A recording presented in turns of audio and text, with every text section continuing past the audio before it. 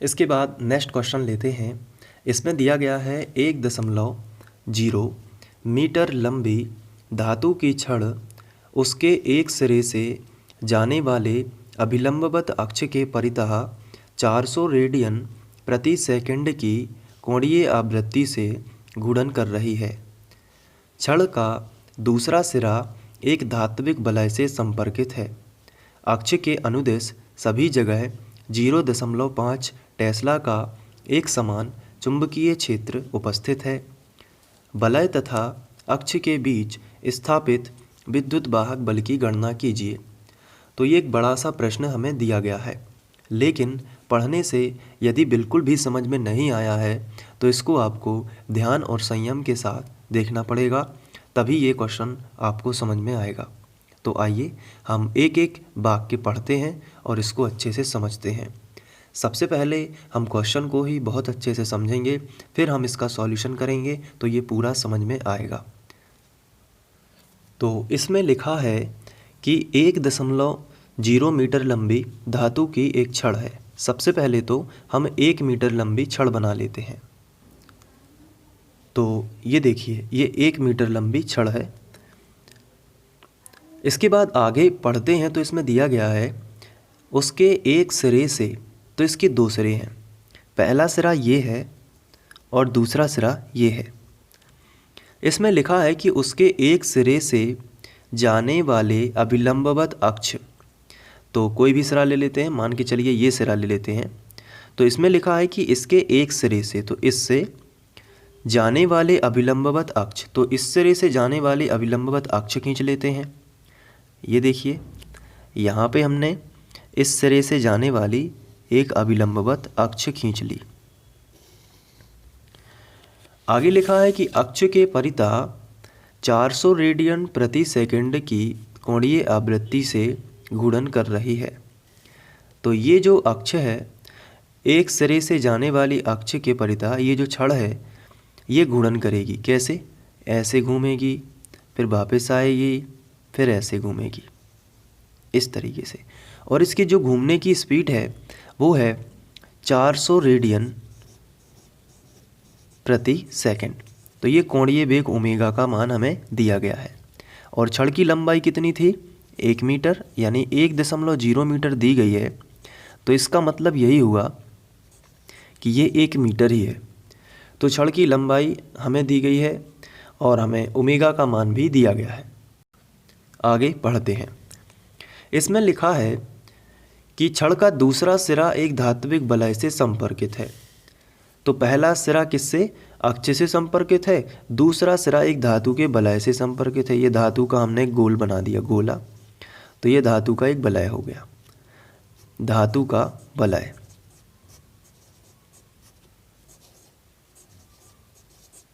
ये धातु का वलय हो गया। आगे लिखा है कि अक्ष के अनुदिश सभी जगह 0.5 टेस्ला का एक समान चुंबकीय क्षेत्र है। देखिए, ये लगा रहा है, ये है अक्ष। सबसे पहले तो ये समझिए, ये है अक्ष। तो इसी के अनुदिश, अनुदिश मतलब इसी के अनुसार तो चुंबकीय क्षेत्र है। तो हो सकता है कि ये ऊपर से नीचे हो या नीचे से ऊपर हो, लेकिन अक्ष के अनुदिश है। तो हमने ये माना ये चुंबकीय क्षेत्र की डायरेक्शन है, ये अक्ष के अनुदिश, ये ऊपर से नीचे यानी नॉर्थ टू साउथ। और चक्कर कैसे लगाएगा? इस तल में चक्कर लगाएगा। ये जो तल आपको दिख रहा है ना, इस तल में ये इस तरीके से जो चक्कर लगा रहा है, चक्कर लगाने का इसका तल ये है, इस तल में। कैसे? जैसे मान के चलिए ये अक्ष है, तो इसके चारों ओर ये छड़ ऐसी बंधी हुई है, तो ऐसे चक्कर लगाएगी, ऐसे घूमेगी चारों तरफ। तो ये अक्ष है और ये छड़ है, ऐसे यहाँ से यहाँ तक। यहाँ पे धात्विक वलय है, तो बस उसी तरीके से है। आगे देखते हैं। क्वेश्चन में आगे लिखा है चुंबकीय क्षेत्र तो लग गया, बी का मान भी हमें दिया गया है। यहाँ पे चुंबकीय क्षेत्र जो बी बराबर हमें दिया गया है वो है 0.5 टेस्ला। ओमेगा हमें दिया गया है 400 रेडियन पर सेकेंड। लंबाई हमें एल का मान दिया गया है 1.0 मीटर यानी 1 मीटर। तो अभी तक हमें एल का मान, ओमेगा का मान और बी का मान हमें दिया गया है। आगे लिखा है कि वलय तथा अक्ष के बीच स्थापित विद्युत वाहक बल की गणना कीजिए। तो यहाँ पे आखिरी लाइन पढ़ने से पता चलता है कि विद्युत वाहक बल हमें ज्ञात करना है, यानी कि हमें ई ज्ञात करना है। तो ई बराबर क्वेश्चन मार्क। तो ये सब चीज़ें हमें दी गई हैं, ओमेगा, एल और बी, और ज्ञात करना है ई, विद्युत वाहक बल। विद्युत वाहक बल क्या कहलाता है? आवेश पर जो आवेश होता है किसी चार्ज के अंदर, किसी चालक के अंदर जो आवेश होता है उसको धक्का देने वाला बल, उसे ही हम कहते हैं विद्युत वाहक बल। तो विद्युत वाहक बल असल में एक प्रकार का बल ही है जो किसी आवेश पर लगता है, देखिए ई का फॉर्मूला यहाँ पे लगेगा जो, वो होगा बी वी एल।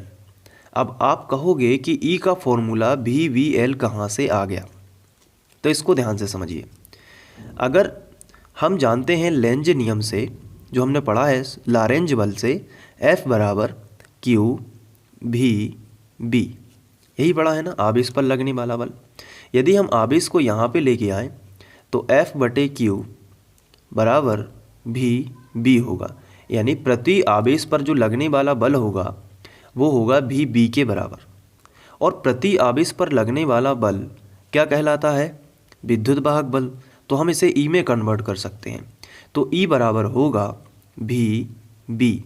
लेकिन अगर लंबाई एल हो चालक की तो लगने वाला विद्युत वाहक बल टोटल कितना होगा? तो ई बराबर एल लंबाई का चालक है तो एल का गुणा हो जाएगा। तो ई का नया फॉर्मूला बनेगा भी बी एल, जिसको हम व्यवस्थित रूप में लिख सकते हैं जैसे ये लिखा है, भी पहले बी फिर भी फिर एल। तो ये ई का फॉर्मूला एक नया बनेगा। तो आप डायरेक्ट इसको याद कर सकते हैं या पूरा ये सब याद रखना पड़ेगा। तो आप डायरेक्ट ई का एक और नया फॉर्मूला याद कर लीजिए, बी भी एल, ठीक है। तो ये यहाँ पे हमने बनाया। अब यहाँ पे इस फॉर्मूले में जो हमने अभी पढ़ा है, ये देखिए इसमें बी क्या है? तो आंसर है बी है चुंबकीय क्षेत्र। भी क्या है? भी है रेखीय वेग, वेलोसिटी है। लेकिन यहाँ पे हमें तो कोणीय वेग दिया गया है, रेखीय वेग तो दिया नहीं गया है। तो हमने 11th में रेखीय वेग और कोणीय वेग में संबंध पढ़ा था कि v बराबर ओमेगा आर, यही पढ़ा था ना, v बराबर ओमेगा आर। तो यहाँ से हम v का मान निकाल लेंगे और l तो हमें दिया ही गया है। तो v बराबर ओमेगा आर, तो v का मान किस पे डिपेंड करेगा? ओमेगा और r पे। लेकिन r तो हमें दिया नहीं गया। तो r अगर ध्यान से देखोगे तो r हमें दिया गया है ये इसी रेडियस से यहाँ पे, इसी त्रिज्या से यहाँ पे ये चक्कर लगाएगा, और ये त्रिज्या 1 मीटर के बराबर है क्योंकि छड़ की लंबाई 1 मीटर है। तो r की जगह पर हम l लिखेंगे। तो v का यहाँ इस वाले सवाल में नया फॉर्मूला बनेगा v बराबर ओमेगा l, जो कि कहाँ से आया? ये ओमेगा r से आया। r की जगह पर क्या रख दिया? l। क्यों रख दिया? क्योंकि जितना r है, जितने रेडियस से अक्ष के परितः चक्कर लगाएगा वो छड़ की लंबाई के बराबर ही होगा, और छड़ की लंबाई तो हमें दी गई है 1 मीटर, तो यहाँ पे होगा। अब इसको एक बार थोड़ा सा फिर से देखते हैं। देखिए सबसे पहले हमें क्या ज्ञात करना है? विद्युत वाहक बल। क्या ज्ञात करना है? विद्युत वाहक बल, यानी कि ई ज्ञात करना है। और ई के लिए फॉर्मूला जो है वो है बी भी एल। कहाँ से आया? देखिए लॉरेंज बल होता है F बराबर क्यू भी बी। अब यहाँ पे अगर हम Q को बटे में ले जाएं तो F बटे Q बराबर क्या होगा? भी बी। और आवेश पर, प्रति आवेश पर लगने वाला जो बल होगा उसे हम विद्युत वाहक बल कहते हैं। तो ई आ जाएगा, F बटे Q की जगह पर क्या आएगा? ई बराबर भी बी। लेकिन टोटल L लंबाई का यदि चालक है तो उस पर कुल चालक पर लगने वाले सभी आवेश पर जो लगने वाला विद्युत वाहक बल होगा वो कितना होगा? L लंबाई का गुणा और करेंगे तो विद्युत वाहक बल E बराबर बनेगा भी बी एल। या फिर हम इसको इस तरीके से भी लिख सकते हैं, B पहले लिख दिया, B बाद में लिख दिया, L सबसे बाद में। तो ये फॉर्मूला बनता है E का। इसके बाद यहाँ पे B क्या है? तो आंसर है B है चुंबकीय क्षेत्र। इसके बाद B क्या है? B तो आंसर है रेखीय वेग। B क्या है? रेखीय वेग। लेकिन रेखीय वेग तो हमें दिया ही नहीं गया, हमें तो कोणीय वेग दिया गया है ओमेगा 400 रेडियन पर सेकंड। तो बिल्कुल भी टेंशन नहीं लेना है। रेखीय वेग V बराबर होता है ओमेगा आर। रेखीय वेग और कोणीय वेग में संबंध होता है। तो यहाँ पे रेखीय वेग हमें निकालना है तो बस ओमेगा इंटू आर करना होगा, लेकिन आर भी हमें नहीं दिया गया है, तो इसमें भी कोई दिक्कत वाली बात नहीं है, क्योंकि छड़ की लंबाई जो एल है वही यहाँ पे आर होगी, क्योंकि हम यहाँ पे देख चुके हैं, ये देखिए कि छड़ की जितनी लंबाई होगी उसी लंबाई के बराबर ही वह घूमेगा चारों तरफ, तो त्रिज्या भी उतनी ही होगी। इसलिए यहाँ पे ये देखिए हम ओमेगा आर की जगह पर इसको हम कन्वर्ट करेंगे ओमेगा एल में। तो ये इस तरीके से, थोड़ा ये कठिन है, थोड़ा सा ध्यान रखना पड़ेगा। तो अब हम जो हमें दिया गया है सबसे पहले हम लिख लेते हैं। तो यहाँ पे हमें जो छड़ की लंबाई दी गई है वो हमने लिख ली है, कोणीय वेग दिया गया है वो हमने लिख लिया है, चुंबकीय क्षेत्र दिया गया है वो भी हमने लिख लिया है, और विद्युत वाहक बल हमें ज्ञात करना है। तो सबसे पहले हम भी निकालेंगे। क्यों निकालेंगे? क्योंकि हमें फॉर्मूले में चाहिए। तो यहाँ पे हम दो प्रकार से जो वेग है उसको भी हम यहाँ पे देखेंगे। तो यहाँ पे देखिए ये छड़ है 1 मीटर लंबी, और ये इस अक्ष के परिधा चक्कर लगाएगी ऐसे। तो जब चक्कर लगाएगी तो 1 मीटर जो एल है वही यहाँ पे आर हो जाएगा।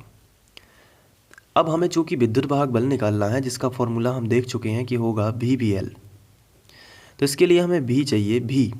भी क्या है? वेग, रेखीय वेग है। तो भी का फॉर्मूला होता है ओमेगा आर। तो ये कन्वर्ट होके, क्योंकि आर ही एल है इसलिए कन्वर्ट हो जाएगा ओमेगा एल में। अब भी जो है वो एक सिरे का अलग होगा, दूसरे सिरे का अलग होगा, तो हमें औसत वेग निकालना होगा। तो हम यहाँ पे क्या करेंगे, जो स्थिर है सिरा उसका कोई वेग नहीं होगा, तो उसका जो रेखीय वेग होगा वो तो 0 होगा, लेकिन इसका होगा ओमेगा एल। तो औसत वेग कितना होगा? 0 प्लस ओमेगा एल बटे 2। तो जो औसत वेग भी मिलेगा वो ओमेगा एल बटे 2 ही मिलेगा, क्योंकि सभी आंकड़ों का योग बटे सभी आंकड़ों की संख्या। पहला आंकड़ा 0 है, दूसरा कितना? ओमेगा एल है। 2 आंकड़े हैं तो 2 का भाग दिया जाएगा यहाँ पे। तो हम यहाँ पे लिखेंगे स्थिर सिरे का रेखीय वेग या दृढ़ सिरे का रेखीय वेग 0 रहेगा, क्योंकि वो तो स्थिर है यहाँ पे। फिर हम इसके बाद लिखेंगे अन्य सिरे का रेखीय वेग। तो अन्य सिरे का रेखीय वेग होगा ओमेगा आर के टर्म पे ओमेगा एल, ठीक है, क्योंकि आर ही एल है, इसलिए औसत रेखीय वेग निकालेंगे। तो हम इसको भी एवरेज भी लिख सकते हैं, औसत है चूँकि, और ये होगा दोनों को जोड़ के 2 का भाग। तो 0 प्लस ओमेगा एल बटे 2, तो ये असल में मिलेगा ओमेगा एल बटे 2। अब हम ई निकाल सकते हैं। तो ई का फॉर्मूला हमने बनाया था बी एल, लेकिन बी की जगह पर हम बी एवरेज लिखेंगे यहाँ पे। तो ई बराबर बी कितना दिया गया है? 0.5। बी एवरेज कितना है? ओमेगा एल बटे 2। तो अभी हम इस स्टेप को यहाँ पे क्रॉस करेंगे, क्योंकि हमें ये मान रखना है, तो बी की जगह पर हम बी ही लिखेंगे। बी एवरेज कितना होगा? ओमेगा एल बटे 2 इंटू एल, ये वाला एल। अब हम मान रख देंगे सबके। तो देखिए एक एक करके सभी के मान रखते हैं। बी का मान हमें कितना दिया गया है? 0.5 टेस्ला, आप क्वेश्चन देख सकते हैं। इंटू ओमेगा कितना है? 400, गुणित एल कितना है? 1 मीटर, इंटू एल की जगह पर फिर से 1 मीटर बटे कितना? 2। तो यहाँ पे 2 से कैंसिल हो जाएंगे, 2 दूनी 4, डबल 0, तो 200 आ गया। तो ई बराबर 5 दूनी 10 यहाँ पे, और ये 2 शून्य जी हो गए त्यों, और एक अंक बाद दशमलव वापस, तो 100 वोल्ट। तो ई बराबर 100 वोल्ट जो है वो आंसर आ जाएगा। तो इस तरीके से ये क्वेश्चन करना है, आप इसका स्क्रीनशॉट ले सकते हैं। इसके लिए आप यहाँ पे सबसे पहले, इसके बाद ये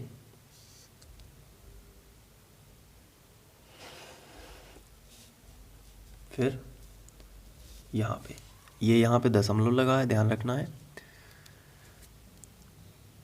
चलिए मिलते हैं नेक्स्ट क्वेश्चन में। Thank you.